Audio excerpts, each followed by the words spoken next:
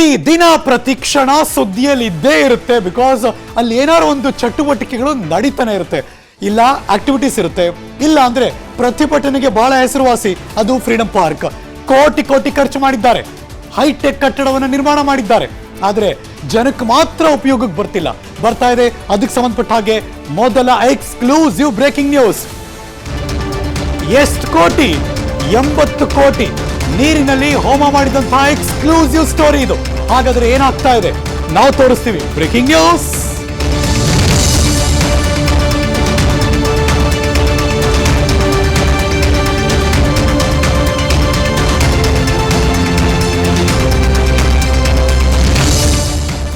₹80 ಕೋಟಿ ವೆಚ್ಚದಲ್ಲಿ ನಿರ್ಮಾಣಗೊಂಡಂತಹ ಕಾಮಗಾರಿ ಅದು.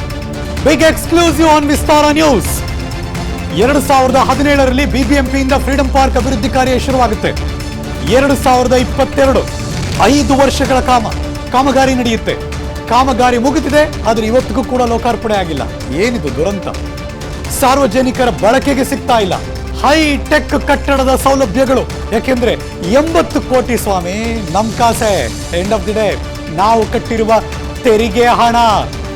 ಬೆಂಗಳೂರಿನ ಕೋಟಿ ಕೋಟಿ ಮಹಾಜನಗಳೇ, ನೀವು ನೋಡಬೇಕಾದಂತಹ ಸುದ್ದಿ ಇದು. ಸಾರ್ವಜನಿಕರ ಬಳಕೆಗೆ ಸಿಗ್ತಾ ಇಲ್ಲ ಹೈಟೆಕ್ ಕಟ್ಟಡದ ಸೌಲಭ್ಯಗಳು.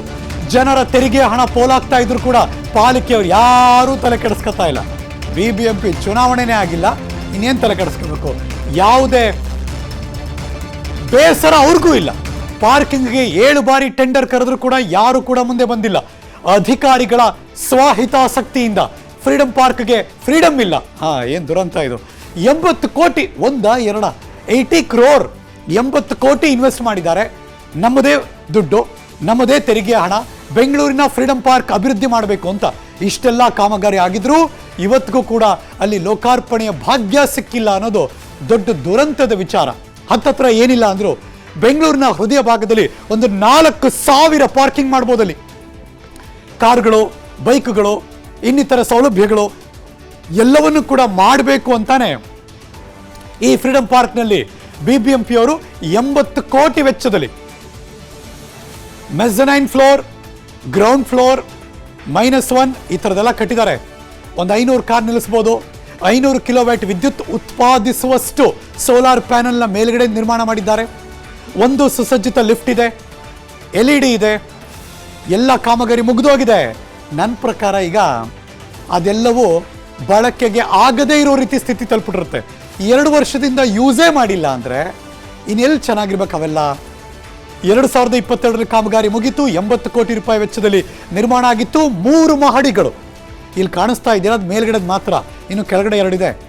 2 ಎಕರೆ ಜಾಗದಲ್ಲಿ ಕಾರು ಪಾರ್ಕಿಂಗು ಎಲ್ಲ. ಗ್ರೌಂಡ್ ಫ್ಲೋರ್ 10,000 ಜನ ಆಸನಕ್ಕೆ ವಿಶಾಲವಾದ ಸ್ಥಳ, ಹ್ಯೂಜ್. ಹಂಗೆ ನೋಡಕ್ ಹೋದ್ರೆ ಗ್ರೌಂಡ್ ಫ್ಲೋರ್ ಇದೆ, -2 ಇದೆ, ಕೆಳಗಡೆ ಫ್ಲೋರ್ ಹೋಗ್ಬೋದು. 500 ಟೂ ವೀಲರ್, 500 ಕಾರು, ಅಂದರೆ 1,000 ಪಾರ್ಕಿಂಗ್ ಕೆಪಾಸಿಟಿ. 500 ಕಿಲೋವ್ಯಾಟ್ ವಿದ್ಯುತ್ ಉತ್ಪಾದಿಸುವಷ್ಟು ಸೋಲಾರ್ ಪ್ಯಾನಲ್ ಇದೆ ನೋಡಿ. ಸೋಲಾರ್ ಪ್ಯಾನಲ್ ಮೇಲ್ಗಡೆ ಅಂದರೆ ಅವರು ಉಪಯೋಗಿಸ್ಬೋದು, ಬೇಕು ಅಂದರೆ ಸರ್ಕಾರಕ್ಕೂ ಕೊಡ್ಬೋದು ಅನ್ನುವಷ್ಟರ ಮಟ್ಟಿಗೆ ಅಲ್ಲಿ ವಿದ್ಯುತ್ ಉತ್ಪಾದಿಸುವಷ್ಟರ ಮಟ್ಟಿಗೆ 80 ಕೋಟಿ ವೆಚ್ಚದಲ್ಲಿ ನಿರ್ಮಾಣ ಆಗಿದೆ. ಒಂದಷ್ಟು ಮಾಹಿತಿಯನ್ನು ನಿಮ್ಮ ವಿಸ್ತಾರ ನ್ಯೂಸ್ ಇವತ್ತಿನ ಬ್ರೇಕಿಂಗ್ ಬುಲೆಟಿನ್ಲಿ ತೋರಿಸುವಂಥ ಪ್ರಯತ್ನ ಮಾಡ್ತೀವಿ. ನೋಟ್ ಡೌನ್ ಮಾಡಿ ಇಟ್ಕೊಳ್ಳಿ ಇದನ್ನ. ಹಾಗಾದರೆ ಏನಿದು ಕಾಮಗಾರಿ? 2017ರಲ್ಲಿ ಬಿಬಿಎಂಪಿಯಿಂದ ಫ್ರೀಡಂ ಪಾರ್ಕ್ ಅಭಿವೃದ್ಧಿ ಕಾರ್ಯ ಶುರುವಾಯಿತು. ಲೆಟ್ಸ್ ಮೂವ್ ಕ್ವಿಕ್ ಆಗಿ. 2022ರಲ್ಲಿ ಈ ಕಾಮಗಾರಿ ಮುಗೀತು, ಆದರೆ ಇವತ್ತಿಗೂ ಕೂಡ ಲೋಕಾರ್ಪಣೆ ಆಗಿಲ್ಲ. 5 ವರ್ಷಗಳಲ್ಲಿ ಕಾಮಗಾರಿ ಪೂರ್ಣಗೊಳಿಸಿದ್ದಾರೆ. 5 ವರ್ಷದಲ್ಲಿ ಇನ್ವೆಸ್ಟ್ ಮಾಡಿರೋ ದುಡ್ಡು 80 ಕೋಟಿ. 80 ಕೋಟಿ ವೆಚ್ಚದಲ್ಲಿ ನಿರ್ಮಾಣ ಆಗೋಗಿದೆ. ಅಲ್ಲಿನ 3 ಮಹಡಿಗಳು. Let's move. 2 ಎಕರೆ ಜಾಗ, ಅಲ್ಲಿ ಕಾರ್ ಪಾರ್ಕಿಂಗ್ ಮಾಡ್ಬೋದು, ಟೂ ವೀಲರ್ ಪಾರ್ಕಿಂಗ್ ಮಾಡ್ಬೋದು. ಪ್ರತಿಭಟನೆಗೆ ಸ್ಥಳವನ್ನು ನಿಗದಿ ಮಾಡಿದ್ದಾರೆ. 500 ಕಾರ್ ಪಾರ್ಕ್ ಮಾಡ್ಬೋದು, 500 ಟೂ ವೀಲರ್ ಪಾರ್ಕ್ ಮಾಡ್ಬೋದು. ಪ್ರತಿಭಟನೆಗಳಿಗೆ ಜಾಗ ಇದೆ.